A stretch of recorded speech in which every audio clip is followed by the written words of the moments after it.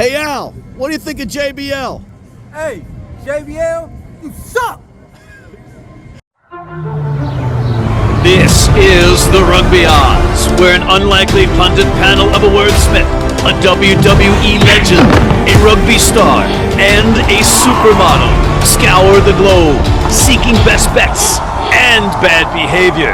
Are you not entertained? Panel, warm welcomes are in order because we have the Season 6 Edition 1 of the Rugby Odds. We also have the URC and Premiership coming back. And most importantly, we have John returning from his global wrestling renaissance and terrorizing little people. John, it's great to see you. It's horrible to see you. It's wonderful to see Gift Egbelu and the legendary Coach Mike. I love those guys. I've tried to get us on 2 Cents Rugby, but the guy won't return my calls. But John, it's great to see you, not just because of your presence, but because you were 8-2 the last time out, which offset Mike's shameful. When was that? Several years ago? 2-8 record that Mike Friday had that back in COVID. That dragged the team down collectively. And John, the teleprompter is telling me that you respond now. The teleprompter can go itself. Okay, is that your response? Because then Gift and Mike were to follow. Mike, why don't you retaliate here? This 2-8. Was that geezer? Was he picking for me again? What was his name? Proc Z? Proc Z. Proc Z's involved here. Oh, shit. Okay, Gift, you working out, Gift? What are you doing? You at the gym? Look. We got to stay ready all the time. You know, you got the champ out there representing for the WWE. You got Mike out there representing for good rugby. And you know, I can't be in the same class as you. I got people to look up to. I got to do what I got to do.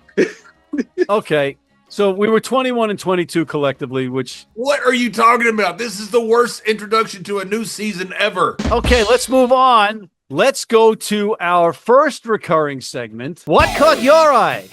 What caught your eye, Mike Friday? Well, I'm still trying to work out what we were talking about, which caught my eye. But if we're talking about just gone, then you can't look past those 2 women's semi-finals. You know, both fabulous illustrations of the game. Great results, great entertainment, and 2 worthy winners. But yeah, what a weekend that the women put on. Phenomenal. Indeed. John Bradshaw Layfield, what caught your eye? Bristol signing Tom Jordan, the fullback, and Zamet, the speedster. I think that makes a huge difference to these guys. It changes the team complexion completely. Great points. Gift. You know, you can't go for a better kind of presentation to a championship final and a great storyline that is going into the Rugby World Cup finals. Poor versus rich, overrated versus underrated, you know. America the greats, you know, we're going to count them in this situation. Versus they're American now, are they? Oh, they're American. Yes, they are. I'm the only one that picked the USA over Samoa. Regardless of the facts, it was a great weekend. And Canada represented for the Americas because we are all one this week. That's right. That's right. So, Mike and Gift, did that surprise you? I mean, that surprised me that Canada just boat raced them. It didn't surprise me the win. I just didn't think it was going to be that distant, and I didn't think it was going to be that much of a level difference. Yeah. All right. Well, the Pacific Nations Cup was basically non-existent in terms of exposure because of the Rugby World Cup, which was at the same time. But it was actually very good, and it ended with a thrilling battle between Fiji and Japan. The Brave Blossoms coming back after being down heavy at halftime. Eddie Jones working his magic, but the Fijians played heroic defense, sometimes down to 13 players, to win their second consecutive Pacific Nations Cup and 7th overall. And it was really, really good. And I wanted to point out that Moonshot 2031 is still alive. It's still in orbit because Team USA did qualify. Wait, stop right there. It's moon. It was harder not to qualify. It had a historically. That's right. They're rigging the system because they're not any good. They've gone from 16 teams to 24 teams. Let's be perfectly like. But they're ranked 16th. They're ranked 16th right now, which gets them in the old format. And the key word is 0. That's how many African-American players they have. It's the least diverse team in the world. Yeah. They qualified. They got it done. But the reality is, let's be perfectly good. Job done. But you can't compare it to the previous campaigns because the reality is it was harder not to qualify. You had to finish bottom not to qualify. This anti-American sentiment is going to end right here because I'm an American. No, it's not anti-American sentiment. It's American sentiment. That is the most anti-American team I have ever seen since the 1927 Major League Baseball. I don't know who would sponsor these guys. I don't know who would back these guys. That's a separate issue. I'm talking about them qualifying for the Rugby I don't care about them qualifying. I don't care if they play. They're not any good. All right, on that note, let's segue to our second recurring segment, Player of the Week. The candidates are Canadian center Flo Simmons. When Coach Mike Friday says your defense was phenomenal and extinguished the New Zealand attack, it means something. Montpellier's fullback Tom Banks, the Aussie, had a sizzler and a huge try in their stunning win versus Gifts Toulouse. And Tonga fly half Patrick Pellegrini with a hat trick and 25 points total in a thrilling win versus Canada in the Pacific Nations Cup. Mike, who's your player of the week? There's only one. And she didn't get player of the match on the night, but she did all the unseen work. Flo Simmons absolutely shut down Stacey Wacker and the outside attack of New Zealand. You didn't see their back three get any real bite or any real mileage. She was fantastic defensively. Unsung hero. She got the job done and was a big part of that Canadian performance. Mike, will you ever pick a player that's not your suggested player? Probably not. I mean, I'm not going to pick the Tongan bloke because, I mean, he's qualified finishing 4th or 5th in that cup for the World Cup. And Flo Simmons, she's the better half of our very own Lucas Lecamp. Just remember that. Good point. John. So when you ask Coach Mike to write the segment for you, and you say, hey, would you pick me some players? And he picks a player. This is the one that's the best player. And then you ask him, who's the best player? Is it really a surprise to you that he picks the player that's the best player when he already said that's the best player? He hasn't heard the other choices yet. He's watched all the games, unlike you. He wasn't at the Pig and Whistle drunk catering up to all your buddies. You know what? I don't want to ruin this warm welcome back and have to mute you. It wasn't a warm welcome back. I love King and Coach Mike. I don't like you. You're very close to getting muted again. I'm with Flo Simmons and I'm with Coach Mike. All right, Gift, a lot of pressure on you here. And I'm with Canada because they're part of us now. Exactly. We claim Canada. You historically hate Canada. No, I don't hate Canada. I hate Oklahoma. I love Canada. Gift.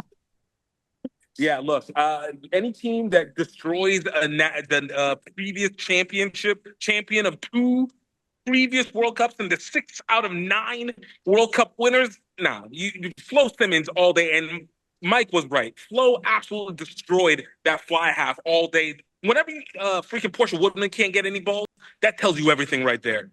All right. You know, I do have the weighted pick as per management, so I could really... No, you don't. We have no management. Turn this upside down. 2 Cents Rugby has management because it's a real show. And my pick is going to be the Tongan fly half, Patrick Pellegrini, because Tonga had a great tournament. They beat Samoa. They're a tiny nation. They did well. They qualified for the Rugby World Cup. And everybody beat Samoa, didn't they? No, not everyone, Mike. Not who didn't beat them? The Italians. I just hate when Coach Mike makes sense. All right, on that note, we're going to... Why is Coach Mike not hosting this show? On that note, Flo Simmons is our player of the week. Let's move right along to Gift's favorite segment.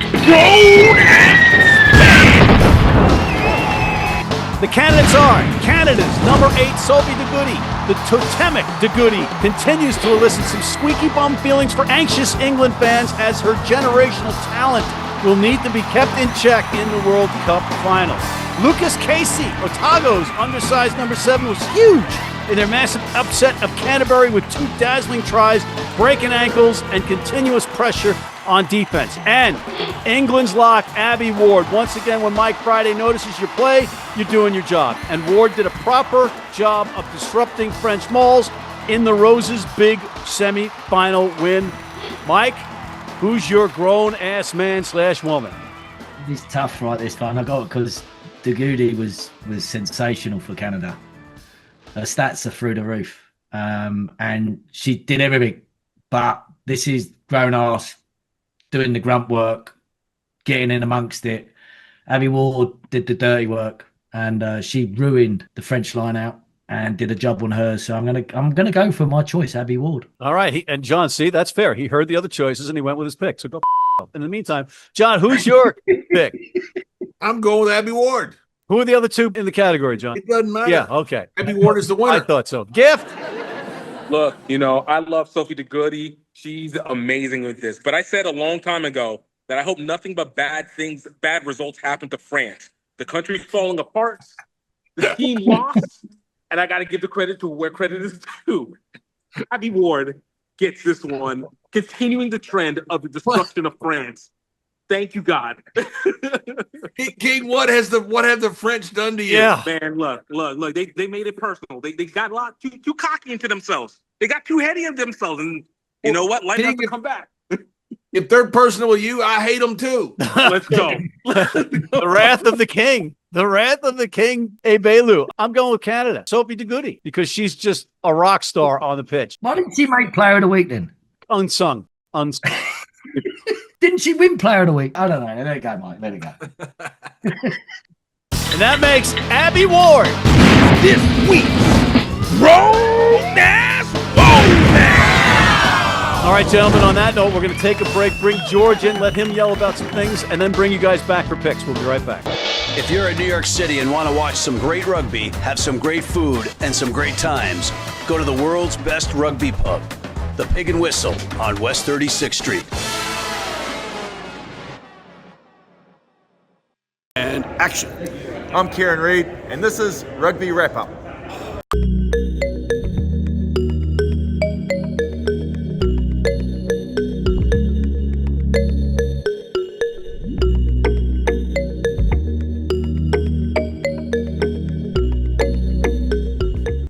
And we are back, and we're welcoming in Mr. George Hook once again, calling in from Dublin. George, it's great to see you. What's going on? It is autumn in Ireland. It has struck, and suddenly we're cold, it's different, But otherwise, things are well. But the world of rugby is topsy-turvy, I think would be the expression. Topsy-turvy indeed, and that segues, whether it does or not doesn't matter. That's going to segue into our recurring segment. Headlines with Hook. Are we seeing the end of the powerhouse that is the All Blacks and Silver Ferns? Well, first of all, a week or so ago, South Africa beat New Zealand in New Zealand, and it was the biggest defeat suffered by the All Blacks in 100 years. Now, the rest of the world kind of thinks when they lose a match, okay, but it's different. It's different in New Zealand because no other country in the world does rugby have a preeminent place.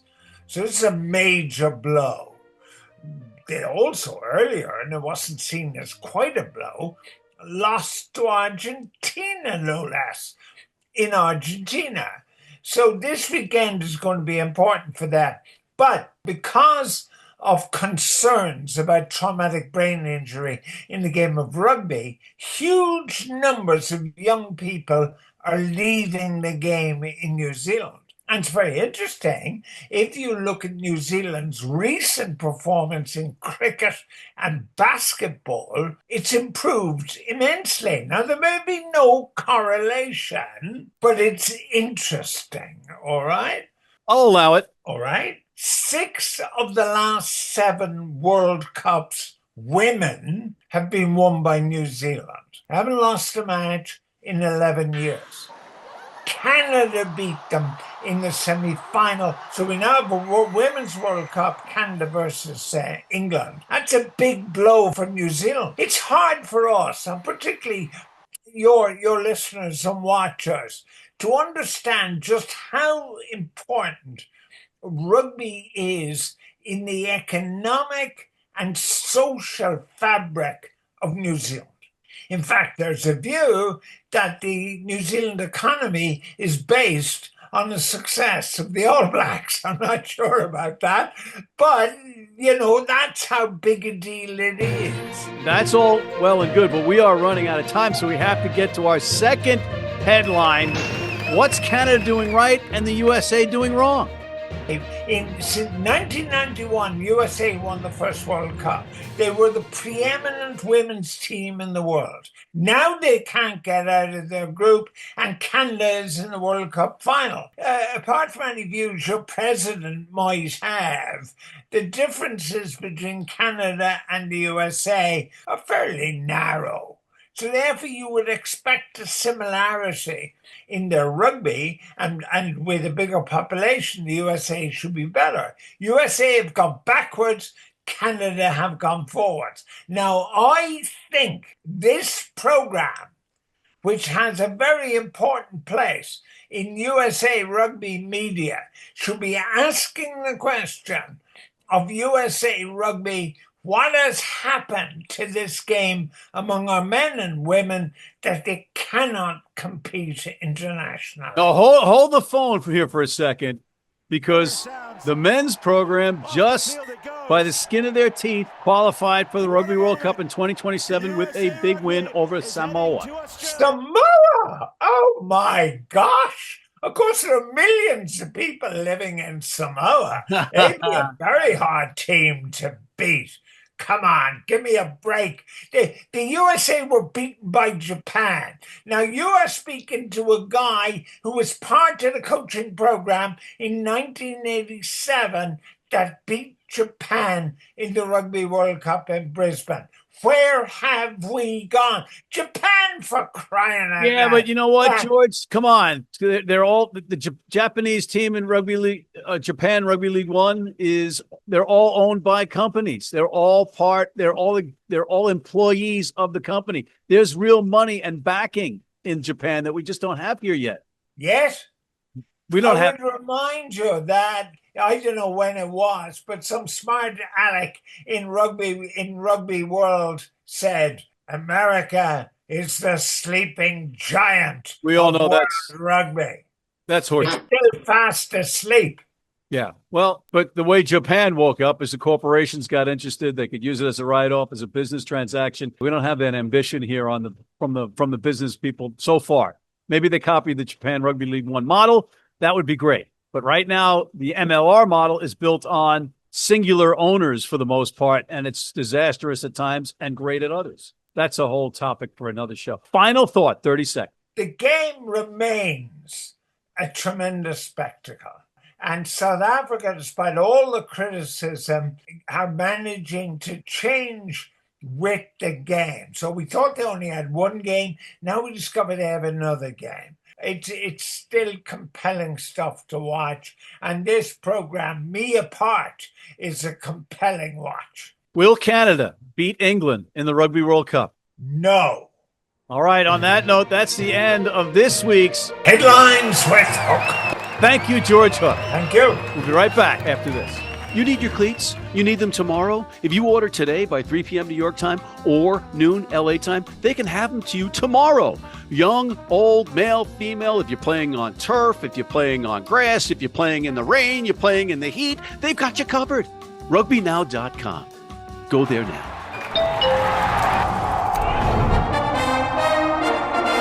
From New York City comes America's longest running and most popular rugby show. The biggest names in Major League Rugby, MLR highlights, and big match previews. Rugby Wrap-Up presents MLR Weekly, made in New York City. And we are back, and it's time to make some picks. Let's start with the Women's Rugby World Cup. New Zealand versus France in the third place match. New Zealand is -8.5. Mike. New Zealand to win and cover that. I don't think the French will recover in time. I think they'll still be sulking. Yeah, but New Zealand has to be sulking too. Yeah, but they don't sulk for long. Okay. John. The King has a problem with the French, so do I. Give me New Zealand. King? Yeah, New Zealand. Revenge game. They're going to take it out on France. I was just in Quebec. I am going with France. France to cover. Egypt. I just saw the German at the end of that. All right. The next one up, Canada versus England. England minus 7.5. Mike. I'm going to take Canada. John. We claim Canada as one of ours now. So we got to go with them. Canada. Gift. It's about the Americas, all right? This is the Tea Party in reverse. It's the War of 1812 back again, even though none of these have to do with Canada, but they're part of us now. And, I look at Canada to actually keep this one and get the win against England because England's got too much pressure on them. It's a gambling show, guys. You got to think with your heads, not your heart. I'm thinking with my head, and my head is telling me that England has too much pressure on them from their union, from being a home team, from having all the money in the world and still not getting a championship in the last 10 years. You just exceeded your 10 seconds. You exceeded your 10 seconds. And it's a big spread, that 7.5. 7.5 is a big spread. Okay, whatever. They just broke it down brilliantly. I guarantee you we're going to lose them to 2 cents rugby this year. England's got the home cooking, but Canada covers the spread. England wins the cup. Next one up, the Rugby Championship. New Zealand minus 12.5 over Australia. Mike. They can never play as badly as they did in that second half. I think New Zealand bounce back and they cover this. John. Yep, I think New Zealand boat races them. Gift. I'm going Australia to cover this, New Zealand to win, but New Zealand's going to come in angry, and Australia knows it. I'm going with the King. I think Australia covers the spread. They're punching above their weight, and they're going to continue to do that with the big boys. South Africa hosting Argentina, 16.5 points. The Springboks are favored by. Mike. It's hard to bet against South Africa at home after what we saw a couple of weeks back with their so-called plug-in players. I think South Africa are on a different level with the way that if they continue. So South Africa will do Argentina and they'll cover the spread. And that's no disrespect to Argentina. That's more about respect to South Africa. John. I agree with all of that. Argentina is a big, tough group, but they don't have the speed to match up with the South Africans. Those guys can fly.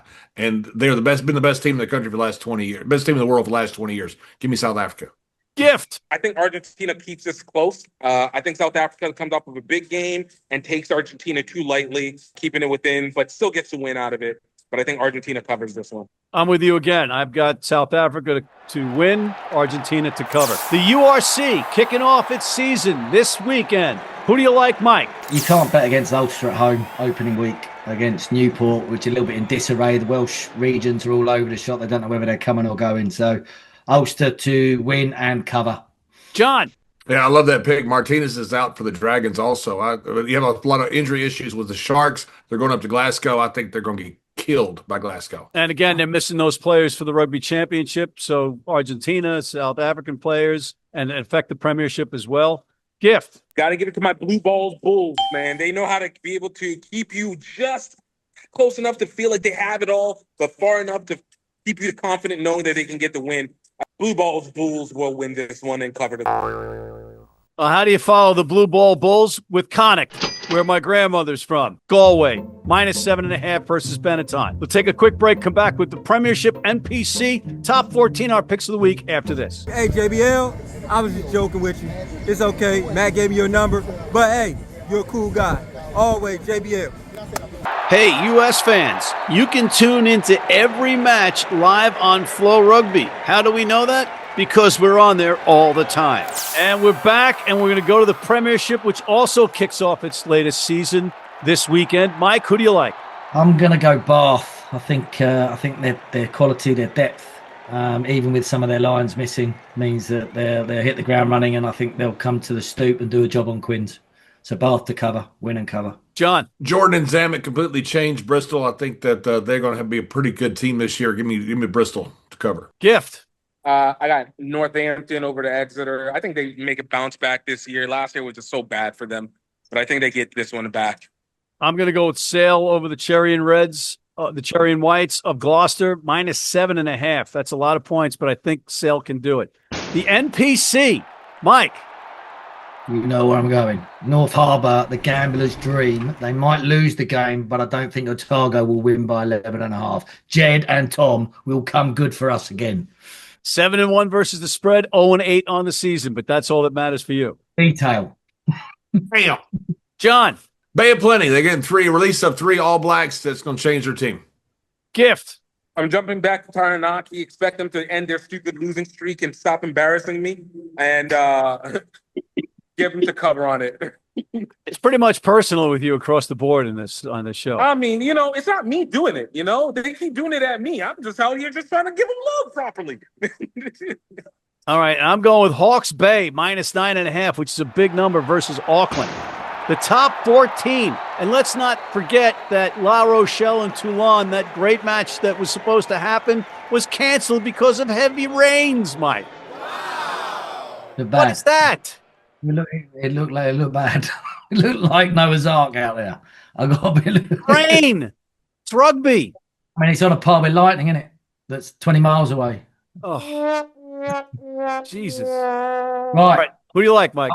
I'm going Bordeaux to win away. They'll be the team that wins away in the top 14 this week, and they will cover as well. John. Toulouse is the anti-Leinster. They actually win when it counts and don't. I'm Irish. They got smoked last week, John. They're going to win this week. Okay. They win when it counts, unlike Leinster. Gift. I look for Roster 92 to cover, but it's going to be a tough one. Hey, who am I kidding? It's a home game. They don't care. Roster 92 to cover. I'm going with La Rochelle -16.5 versus Perpignan. You know what? You act there and pause like you're trying to choose which team you're going to pick. You told us before the segment started. You knew which team. That dramatic pause doesn't work. You just look stupid doing that. All right, his mic is muted. Let me explain. I was also just now looking at that Pau versus Lyon spread, 9.5. I was thinking about that. 8.5. I was thinking about that. But I'm going to stick with La Rochelle. Okay, John? There you go. All right, let's move on. And we got to unmute John and bring him back because it's his favorite segment. Picks of the week, Johnny. Who do you like? I don't like you. I don't like you at all. I really don't. I love the King. I love Coach Mike. They're legends. We don't have to get along. We just, Good to be on the show with them. I'm going with Coach Mike's pick because I loved it. Ulster versus the Dragons. Dragons miss Martinez. Ulster's going to boat race them boys. Mike. I am going to go with the overs in the New Zealand-France game. I think it's going to be a big score. Gift. Yeah, the England and Canada have been averaging almost 33 points per game. I totally made up that stat, but it's close. But I look at them to be able to get the under on that one. I think there's going to be a big defensive game, despite the heavy hitters at the wings. I'm going with the over. I don't know which was better, the stat or the explanation that you made it up. And the shaky cam as he laughs. I'm going with the over in the Australia versus New Zealand match. And on that note, guys. And what is the over total? 48. Who made that up?